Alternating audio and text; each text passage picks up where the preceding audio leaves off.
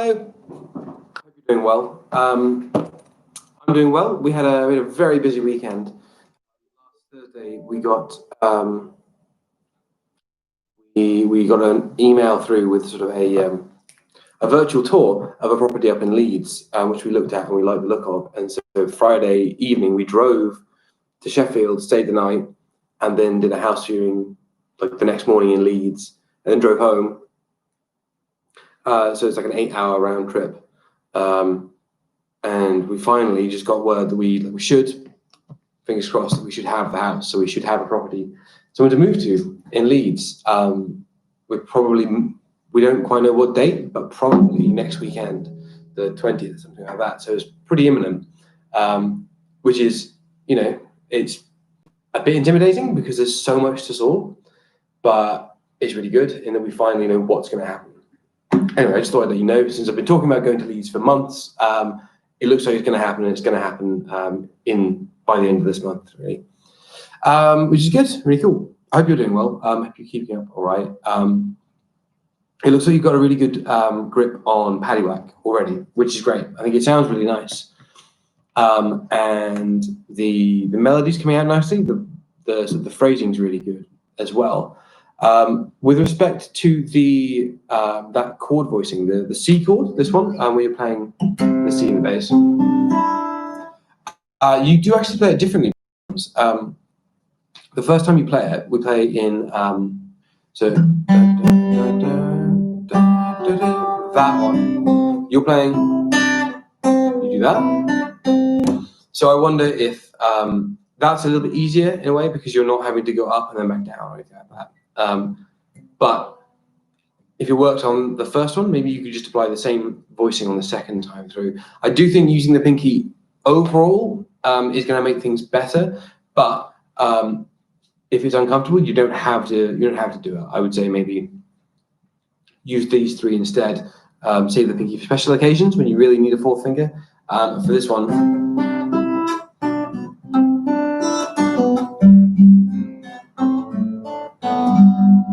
you can do all that stuff without the pinky. So what I was doing there,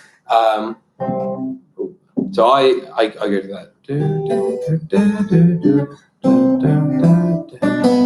So I go like that. That's a stretch.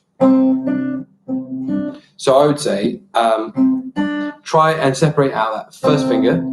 Play the first finger. Maybe shorten the note.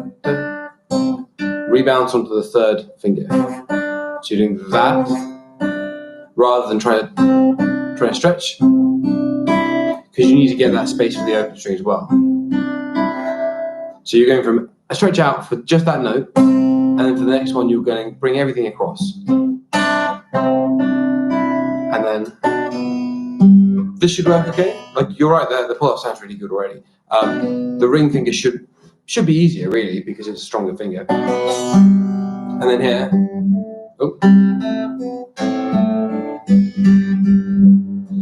that I was doing, so this is just a C chord really, it's a C chord shape.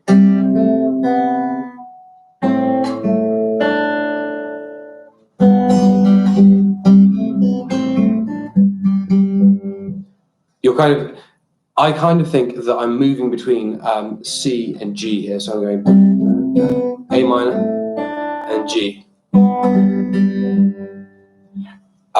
So you don't have to play it with those fingers, but they should work because you're not really doing much. Unless you're adding notes to the chord, like you are with that one, you shouldn't really have to use any fingers that you don't use in the normal chords. So it's like,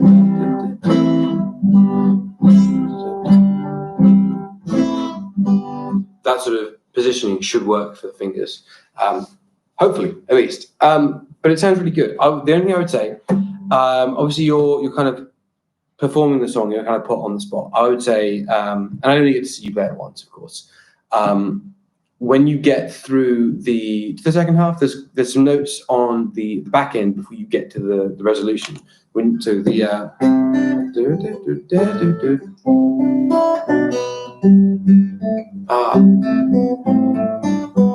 this, some of the notes sound a little bit fluffed, like your finger's not quite getting to it in time. So just slow it down for those ones. You've got all the time in the world. the song is obviously it's very fast on the recording, but in terms of tempo for us, we can take it a lot slower. So you give yourself a lot of time.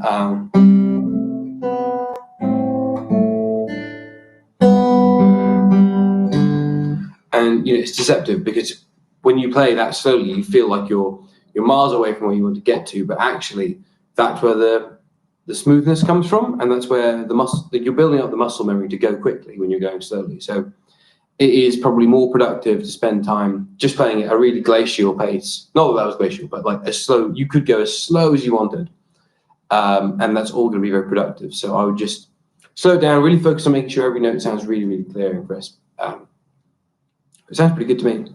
Okay, so just quickly, I'm going to go through my open strings so you can check the tuning. I have just tuned this, so it should be standard.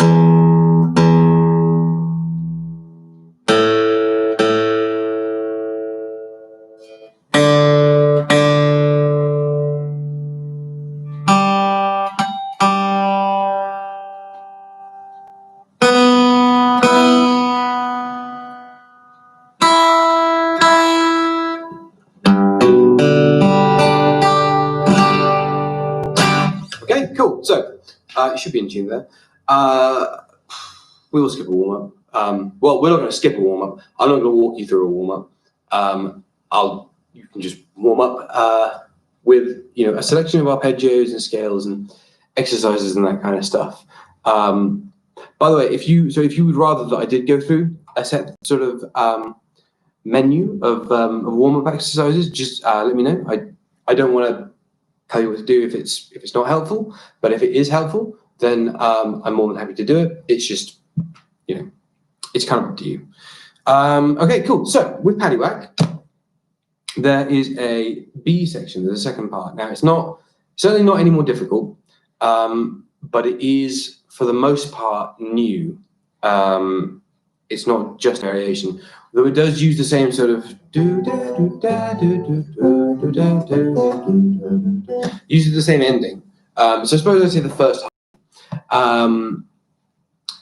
And it's not really much. It's not like a real change in tone from one part to the next. It's kind of more of the same but different. It's not, but it's going to sound similar. So I'm going to quickly play through it. Read off my chart here. It should sound like this.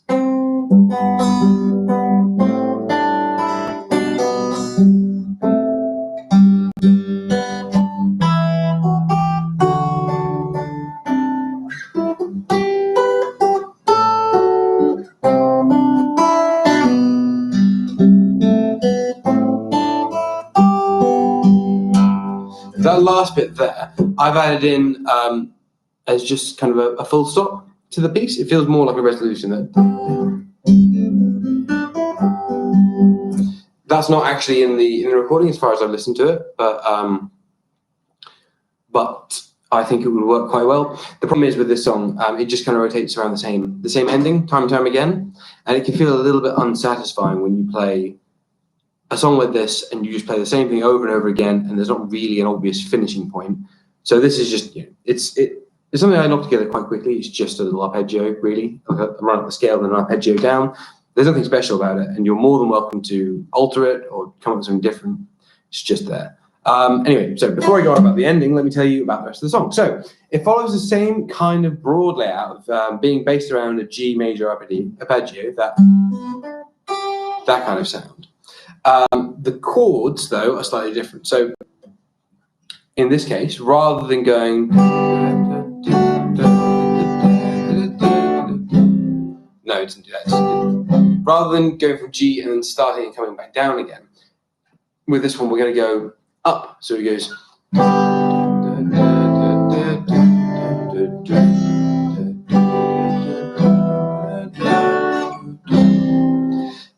I'll just run through this first four because we're going to tackle this a line at a time. So we go.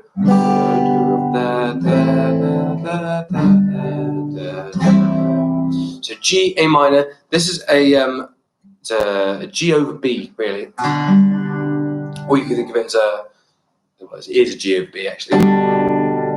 It's kind of like a B minor, but it's not, because you've got G there, so it's G over B. But it's just more of a melodic way of playing it. and then you go C. So,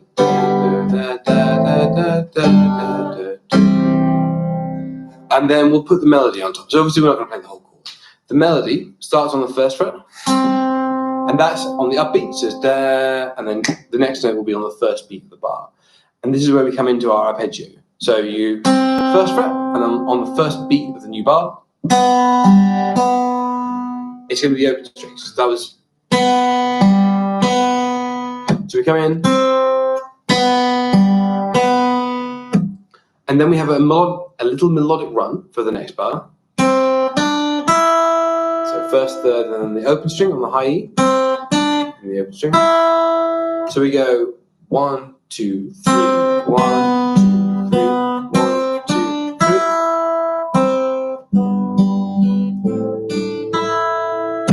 And then we're going to come to the third fret on the B string. We're going to add those bass notes in a second, or at least I'm going to add them in. You may be playing along with them already anyway, but we're going to learn it melody and then bass as we did before. Back to the third fret, and we're going to pull that off in the same way that we did with the bit in the ending of the previous section. So third fret, and with this one, it's a 16th. So 1 E, and then that G is on the third. I suppose if it's 3 beats in a bar, it's not a 16th, it's an 8th, but it's the yeah, it's an 8th, so it's 1 and 2, 1 and 2, yeah, 1 and 2, 3, 1 and 2, 3, like that. So third fret, pull off, just biasing it towards the front of the bar rather than in the middle. And the open G string, and then the second fret on the G string to finish that off. And that second fret sits on the first beat of the fourth bar. So 1, 2, and so it'll have a little bit more emphasis on it because we want to highlight the first beat of the bar there. So the whole of that melody on the first line, 1, 2, 3.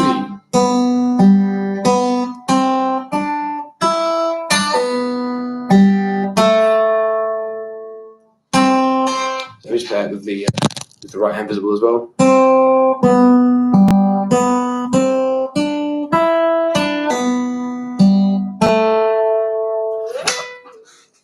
Okay, now with the bass notes, we're just going to be ascending, the same as we saw with the chords. We're going to have these bass notes coming up. So G, A, B, and then C.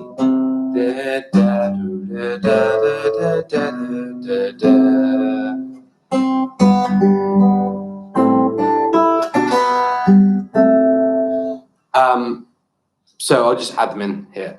On the first beat, we'll just look at the first note, I think. So we have the open B string will be with the G. And then the first fret on the B string will be with the A.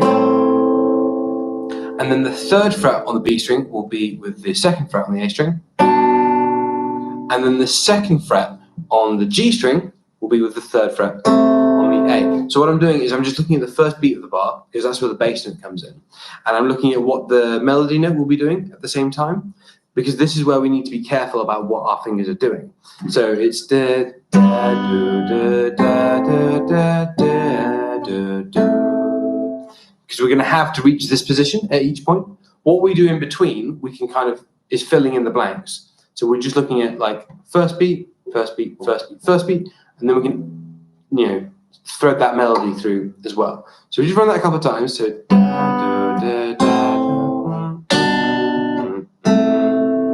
one more time.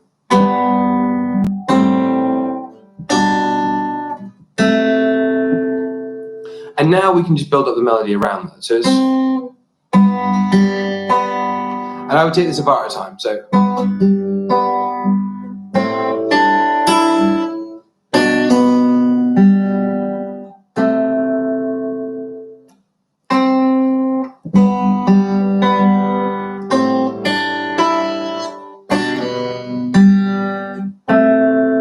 So I'm coming out of the rhythm there. I'm sticking an extra beat in just to give me some more time. But it's to highlight, we're approaching it as a bar, a bar, a bar, and a bar rather than the whole thing.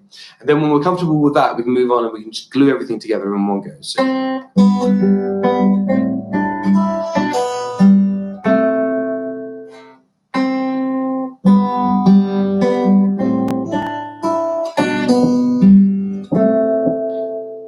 I'm actually pushing that open G string forward a little bit. I'm not sure if I'm supposed to be doing that. No, so it's 1, 2, 3. Yeah, it is where I was saying for on the third beat. Cool. We can move on to the next line now. We're just going to do something similar. So, excuse me. Oh, my throat's quite sore.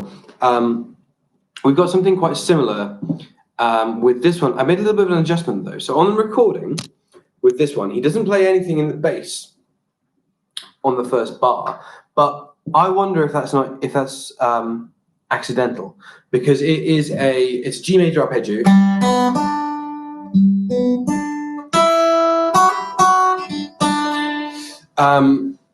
And they do say, it just says in the description of the video that it is someone doing just a sight reading performance. So it is possible that he just didn't play the bass note accidentally. I don't have the sheet music. Perhaps I could just look it up. That would be a smart thing to do. And confirm or not. But for now, I'm saying that it implies a G major chord, so we're going to learn it with a G bass note, even though it's not on the audio recording. But we can quite easily leave it out if we want to. But you could choose to leave it out if you prefer. If you prefer not there, it does sound quite good without it. It's that sort of like delayed resolution. You expect to hear the G, you hear a bit of a gap instead. It's quite nice. But I'm putting it in just because I feel like it. I feel like I want to hear it there. So I'm just going to do it. But you can do it differently if you want. Okay, so again, for this one, we're going to have an upbeat, a pickup note, the open G, and you can see that at the end of the first line. There's the open G right at the very end of the line. This is just same thing we're doing 1, 2, 3, just to lead us into the next bit. We're going to start with an arpeggio. Same thing we do in the first time round. So we'll leave out the bass notes. So all the bass, we're going to leave all the bass notes out. We're just going to focus on the melody first of all. So just a G major arpeggio on the open strings and the third fret. And then we're going to climb up the scale more from here. Just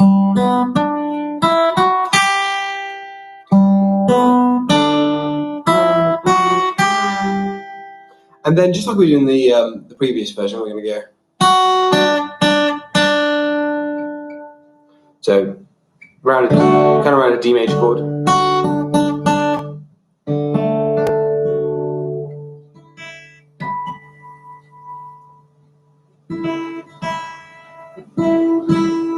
A little bit out there, sorry. So the whole of that second line will sound like this: arpeggio, up the scale, and then second and third.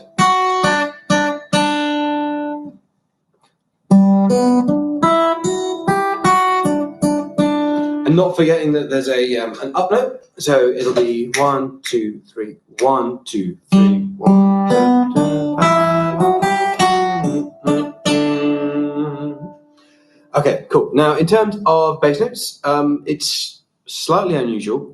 It's a little bit different from what we did before, because rather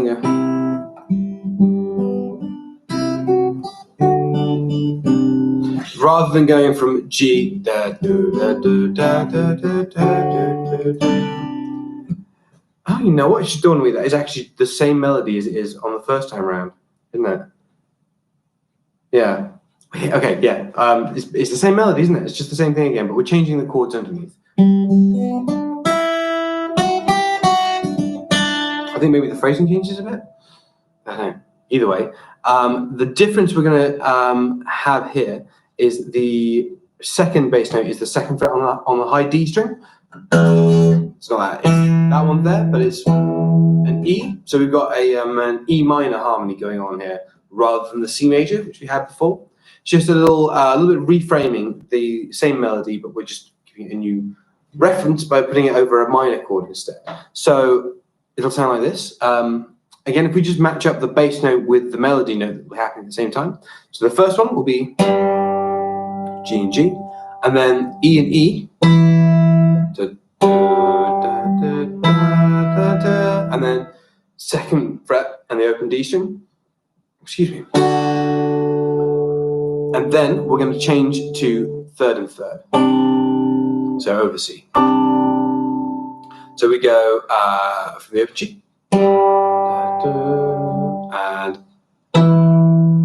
I always feel like I want to do that, which sounds nice, but it's a bit too modern sounding for a jig like this. So it's octaves for the first two, G and G, E and E, and then we've got thirds, the F sharp on the top, and the open D string, and then just like we did before, third and third in the final one there. So when we string the melody through, it's going to be, yeah, so that's not the way to do it actually, is it? You need to do,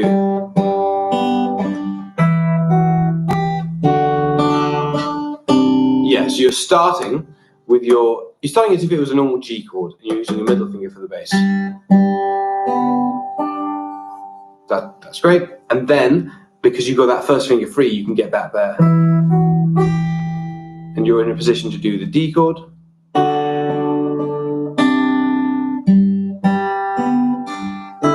Ah.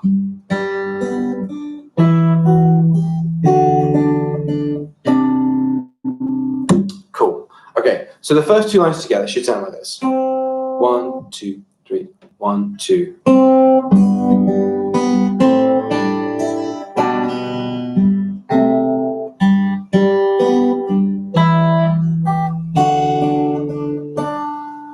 Let me do it one more time, but I'll leave out the G bass note that I have added in, and we'll see what we sort of sound. See what we sound like there. So.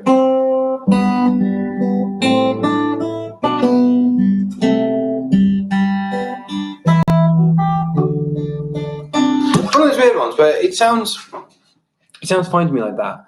But let me just see. No,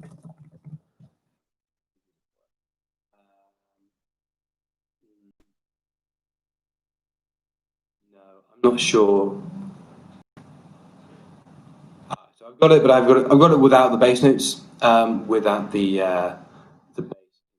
So we'll leave it as it is, and we'll just sort of say if you like it, you can put it in. If you don't, you don't have to.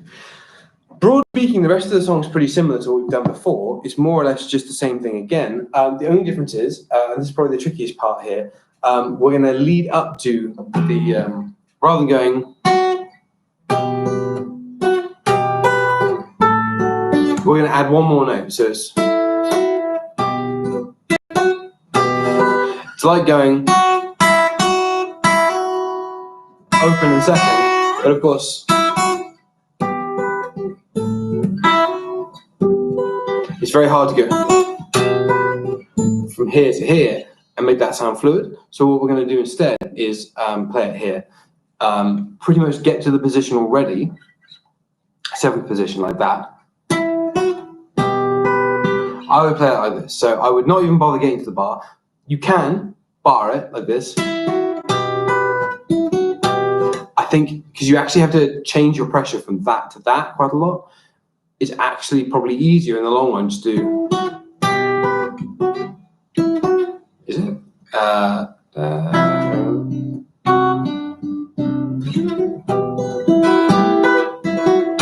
don't know. now it's dawning on me that I'm not sure that that's easier.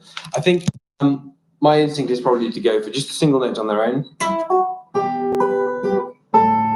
like that.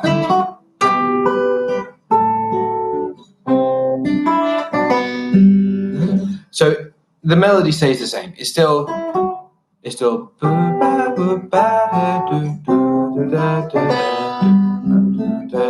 And then you change it there. It's just adding those extra 2 notes in. I would say this is going to be slightly slower. Oh, not slower. It's going to be, there's kind of a lower speed ceiling to it, in that if you wanted to get it up to tempo, like when you go really, really fast, that's going to be a hard thing to do very quickly. But because it's that shift from here to here is always going to take a certain amount of time.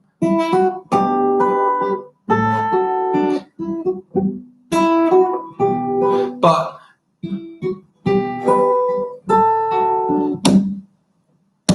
at that kind of tempo, and that's really more the kind of tempo that we're aiming for, I think, because we're not really trying to do it.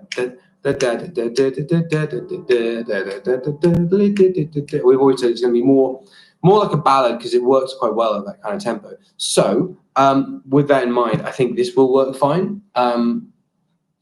It's just a little bit more comfortable and sort of rewarding, I think, to play it like that. So we're just going to do it like that. This is the same. Now here's where the slight change happens. You can, and on the recording, this is what they do, is he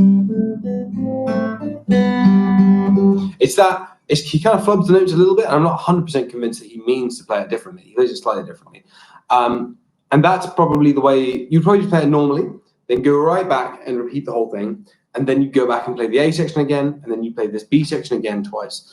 When you come to finish the song, like I was saying at the very start, it's quite nice to have a slight variation just to sort of signpost that the song's finished, so people know that you are done. I mean, when you put the guitar away and pick up your pint, people will probably realize that you are done. But just to make it a bit more obvious before it happens, it's nice to have this kind of full stop here. So with this, all I've done is you do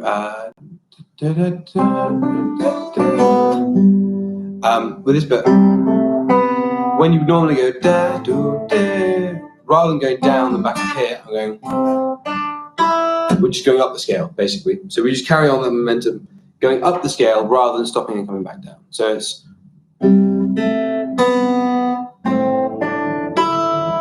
first, third, and then open.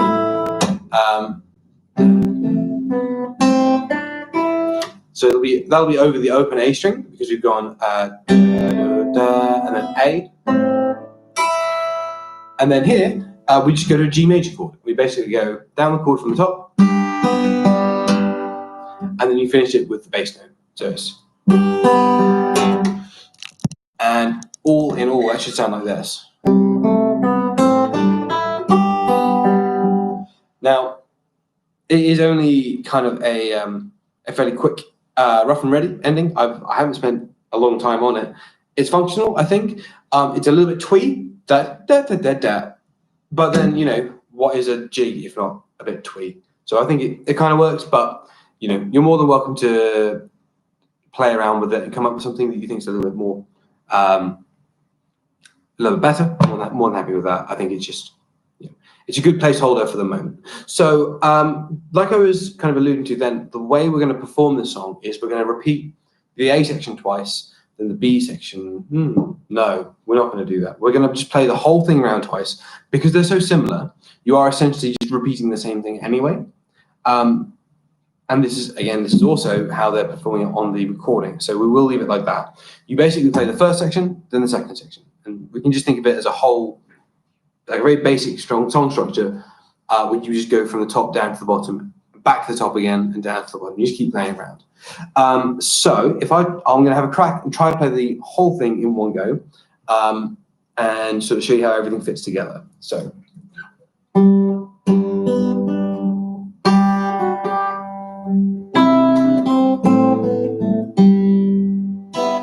Bear with me. Let me just get the sheet out here because I haven't played that quite as much as I should have maybe.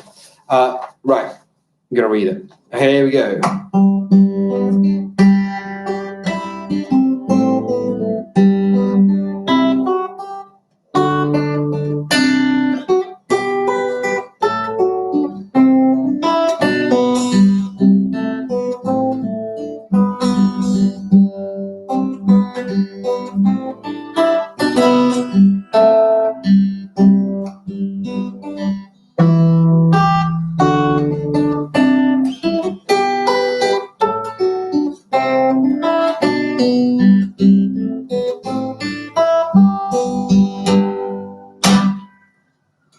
Close enough. And then you'd basically, just to sort of clarify, what I would do there is I would just do the normal ending, where you do, and then I go right back to the top and do the whole thing over again. And then maybe at the end of the second repeat of everything, I would go and play there's arpeggio ending, the do da da do, and use that just a final, like just put a final full stop to it. I'm sure you get it. I'm waffling because I'm talking to myself, basically. Cool. Okay, so that's everything for paddywhack. Feel free to play around with this one, with putting it in a different position with a capo. I think it'll work quite well with that. And see how you do. This might be a good one to do with a metronome, if you're feeling up to it, because it's very much about keeping that keeping that beat really well emphasized. So what I would say is, on the first beat of the bar, whenever you pluck with your thumb, try to emphasize a little bit with your finger as well, because it's all about that first beat of the bar. Your bass note is always on the first beat. So whenever you pluck with the thumb, make that melody note a little bit louder as well, so you give people something to stamp their feet along to. Cool. Yeah, it all sounds good to me, what I've seen of it. I'd love to hear another recording as well, once you've had a little bit more time to play with it, and just see how you get on this week. In regards to lessons, I think we won't be going between now and next week, so I will be here for a lesson next week. But then I think I might be taking the following week off, depending on what day we move. I might just say, even if I might technically have time to do some lessons, I think it'd be better just to give myself a full week to unpack and organize and stuff, because there's going to be so much to do that I'd rather not have to worry about being anywhere at a specific time. So yeah, I will be here next week. I might not be here the following week, but then I think I'll probably be back to business as usual. So much as as close as that can be at the moment. The week after that, and we'll just see how we get on. All right, cool. I do hope you're keeping well. I hope things are going well for you. Just yeah, keep in touch, and I hope you have a good week. Bye bye.